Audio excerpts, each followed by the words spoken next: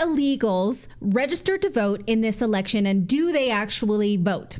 Yes, they do. And guess what? This is not new, and there is proof. This has been happening at least since the Obama administration, if much proof is to be believed, and I'm going to present it to you.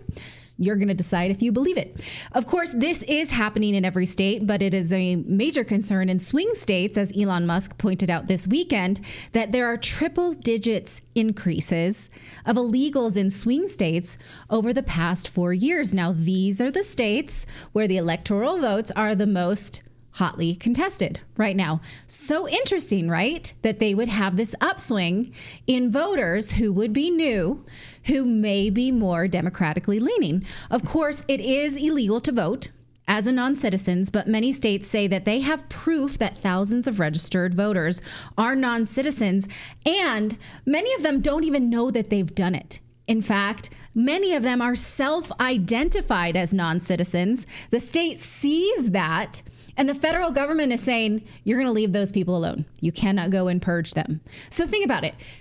Someone goes in, marks a document, says, yes, I'm not a citizen. And then they get a voter registration, and the state says, oh, we see this list. And the federal government says, we will not allow you to purge these people. You have to allow them to stay on their voting registration. Why?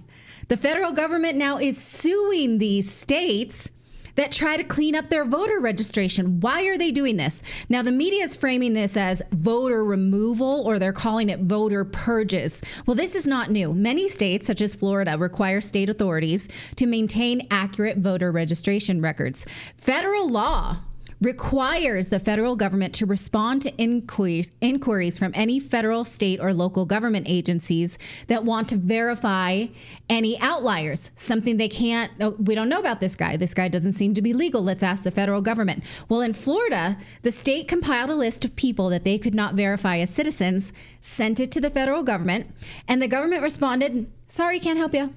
We have a software for that. It's called Save. Just go on, get back. And so the Florida Attorney General last week filed a lawsuit against the federal government. They say that when they asked the federal government for help, they got this BS letter in response. Now, it says basically, we can't help you. We have Save for that. You got to use that. Can't do anything else. Sorry. Now, the letter references a lot of footnotes for things that they want to prove, except the part that I have highlighted here. This part says, the evidence is clear that the laws are working as intended. It is extremely uncommon for non-citizens to vote in federal elections. Well, do you notice there's no footnote there? No proof at all. It says that the evidence is clear. It's just a statement. But there's no evidence. Right. So again, I'm going to, in the immortal words of Thomas Sowell, say, where is that evidence? Or what he says, his quote is, show me that evidence. Because everything in this document is footnoted except that part that says there's evidence. And I'm like, well, where is it? I'll read it. Tell me where it is. So they don't have evidence. They just point to their SAVE database. That's this program, if you're interested. Only Florida says, look, we know you think this is a good program, but we had to sue you to even get access to it because the federal government didn't want states to use it. They got access in 2012, but they still can't use it because it requires that the state have biographical information and a unique immigration identifier. Well, if they had that, they wouldn't need the federal government to help them. They would know who these people are. So they're making the federal government fill in the gaps. And the federal government is doing what every bureaucracy says is just, well, check the database. Can't help you. Move along. So the state of Florida now says that they know they have people in their database that are not citizens and they cannot get help. Here they say, in the months of filing this complaint, Florida has identified a number of individuals who they have evidence of non-citizenship but could not run a search because they don't have these numbers. All of these people are currently registered to vote. The question is, why doesn't the federal government want to help? Why won't they help them purge these numbers? They have evidence, and they say that these people have records of voting. And the media is saying that this is voter purging. And Florida is now making the argument that this is the federal government's duty, and they're demanding that a court order them to do it, plus pay the legal fees. Now, in fact, not only is the federal government refusing to help Florida and getting sued for it, the federal government is suing Virginia for even trying to clean up their voter logs. The Justice Department filed this lawsuit against the state of Virginia, they say, to challenge the state's program for removing voters too close to the election. Now, Virginia started going through this, and its registration, they've been doing this all along. It's not new, but they say, well, you're in this 90-day window where you can't remove voters anymore. Here's what Governor Glenn Youngkin said about this on CNN. The Justice Department is suing your state's election officials, alleging that you're violating federal law because you were purging voters that were flagged as potential non-citizens. Now, the issue is not the program, is my understanding. The issue is that the Commonwealth of Virginia was doing it within 90 days of an election. As you know, and I just want to bring the viewers up to speed here, that's the so-called quiet period before an election, 90 days where you're not supposed to be doing such purging. What is your response to this lawsuit? Yeah, so let me just begin with just correcting a few of the facts that you used to set this up. So first and foremost, this is a law that's been on our books since 2006. It was a law that was signed by then Democrat Governor Tim Kaine, and it requires our election process and governors to use DMV data when an individual self-identifies as a non-citizen, and there is a match with that person on the voter rolls, to then notify that person that they have 14 days to affirm that they're a citizen or not. And if they're not, then they are removed. This process has been in place since 2006.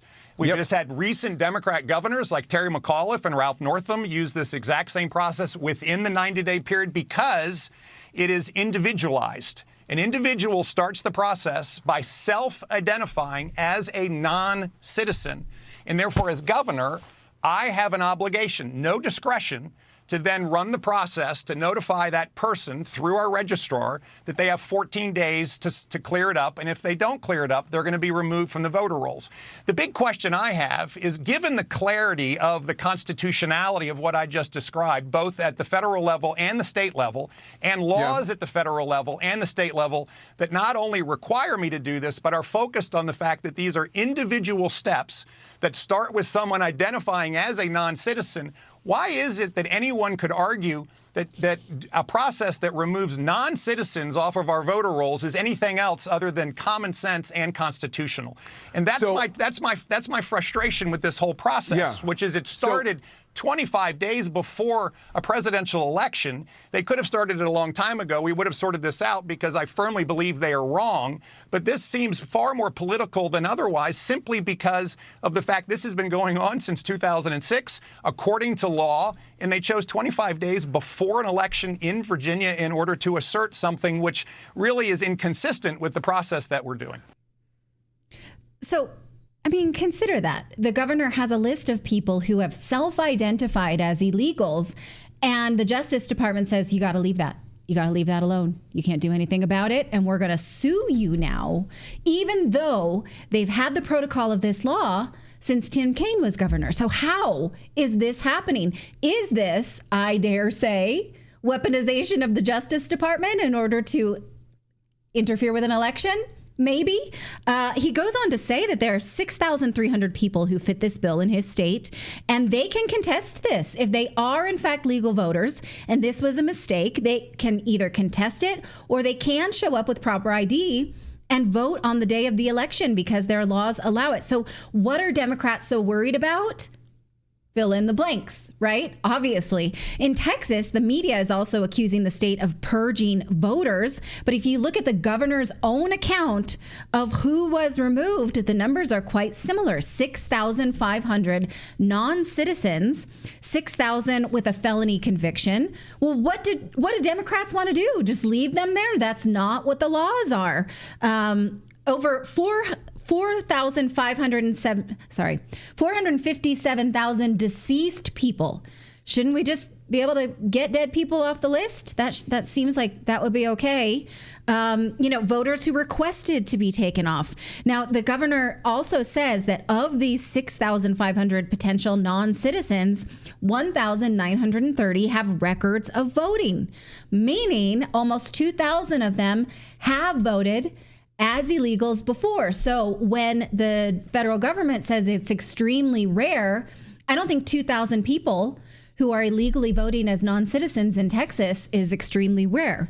I mean, I guess statistically it is, but it's happening enough that the government should be able to say, we're going to take those people out. We're going to do something about it. What the federal government is saying, you can't do that. Now, in Alabama, the Secretary of State pledged to clean up voter logs, but a federal court issued this injunction last week saying they can't do that now. Look who the plaintiff is. The Justice Department, again, suing a state because they don't want the state to scrutinize voter records. In Georgia, a judge ruled that 7 new election rules passed by the Republican State Election Board were illegal and unconstitutional. So now they say they cannot even hand count ballots. Not allowed, even though that's what the Secretary of State wanted. So what Democrats say they worry about is legitimate people being pulled from voting when they should be allowed to vote, or at least they say that's what they're worried about. And again, many of those people are given the chance to respond, and the state can also allow them to show up with a proper ID. Democrats, really act like that's just too onerous and these people are too disenfranchised. I mean, what do they think of these people? The inability to get an ID, that they just couldn't do it, right? Now, if Democrats really cared so much, though, about this disenfranchised population, they would be listening to this whistleblower, J. Christian Adams. He was a former attorney from the United States Department of Justice under both Presidents Bush and Obama. In May of this year, he testified to Congress that illegals are being dragged into being registered by the DMV. Often, they don't know it because they don't understand. They're not screened in the language that they speak, and they're just registered without their knowledge. It's not necessarily nefarious in most instances, but this is a problem because when that happens, that increases their risk of deportation.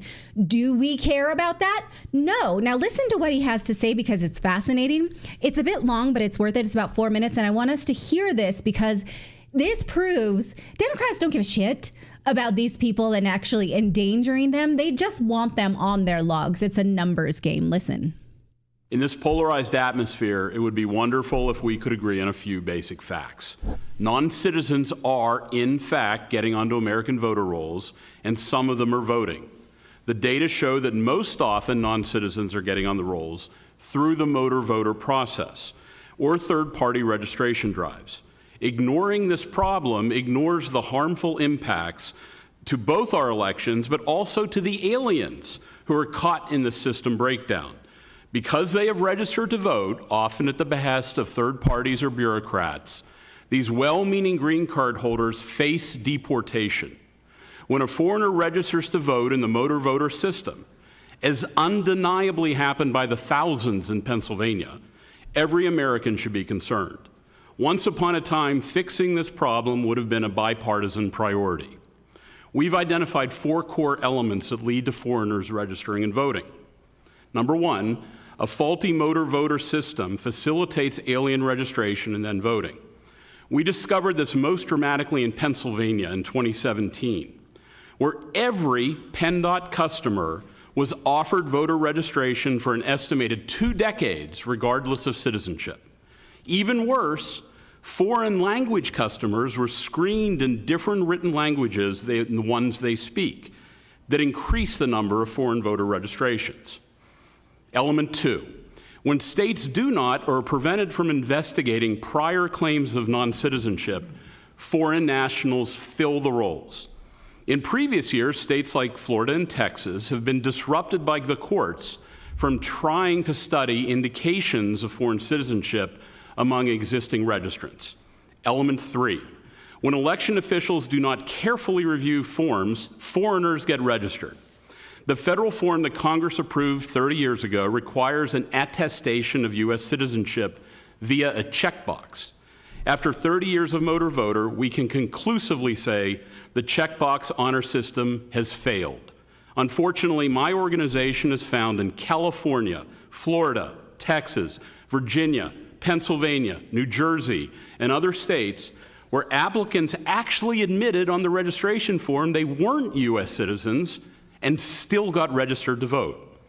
We call these checkbox no's. Litigation that the Public Interest Legal Foundation has brought has revealed disturbing numbers of checkbox no's. Registrations across the country where they tell the election official they're not a citizen and they still get registered to vote. Election officials are dropping the ball. Finally, element 4, a lack of transparency. Secrecy preserves bad practices and fosters conspiratorial concerns. When people don't know the truth, they think things up that aren't true. And that's why states have to comply with Section 8 of NVRA and disclose public records. In 2024, it is no longer an open question whether foreign nationals are registering and voting. Anyone who would try to argue otherwise has not read the data. We have documented the problems. We've documented the Middle Eastern immigrant whose green card was revoked in Pennsylvania after PennDOT offered him registration in an unfamiliar language. He lost 7 years of his life trying to clear his name until Pennsylvania admitted to a mass glitch in the motor voter system. We've documented the Sudanese refugee in Pittsburgh who was given an English voter registration form at a time when he needed an interpreter. We found records of a San Francisco college student whose coursework was disrupted because he mistook a federal voter drive for a campus election. This is just a tiny sample of the stacks of documents that we have available of victims, aliens who are in the green card process, who've been sucked into the motor voter system, registered to vote, and jeopardize their legal status in the United States. People are registering through a broken motor voter system. They're victims to this broken system, and Congress can fix it through a few basic, simple fixes. Thank you very much. A stack Now, they don't want to. Of course they don't want to fix this. Of course they don't. And they'll fight it tooth and nail, like we're seeing from the Department of Justice, fighting this tooth and nail. Why would you have Merrick Garland fighting against fixing this? Right. Well, in his book, I want to show you the cover to his book because he talks about how this goes back to Eric Holder, how they actually had corruption, people going to register illegals to vote with the ballot filled out already and just had them sign things that they didn't know. He was a Justice Department whistleblower and he saw it happening under Eric Holder. And so I'm currently reading this book. He's saying this is happening. The federal government is preventing these states from trying to fix it. Why? The DMV is complicit with, oh, here comes an illegal immigrant or someone who's a green card holder. Just stinking wants a driver's license. That's it. Does not mean to register to vote. And they're pulled in and all of a sudden, oh, their vote's Democratic. That's interesting, right? So when you see the news media saying this doesn't happen, this is voter purging, it's conspiracy, it's not. So there you go. There's some proof for you. Let me know what you think about that. It's maddening. I see so many people in the chat. They're like, and they won't fix it. I mean, and it's happening right at the DMV, right? Exactly. Terrifying. All right. Why would you do that to someone, though? Because you've just made them guilty of a federal crime that they don't understand. You're like, let me fill this out for you. I'm going to fill this out for you. You just got to sign it. So don't pretend, Democrats, that you care about immigrants. You don't, or else you would stop this. I'm not having that.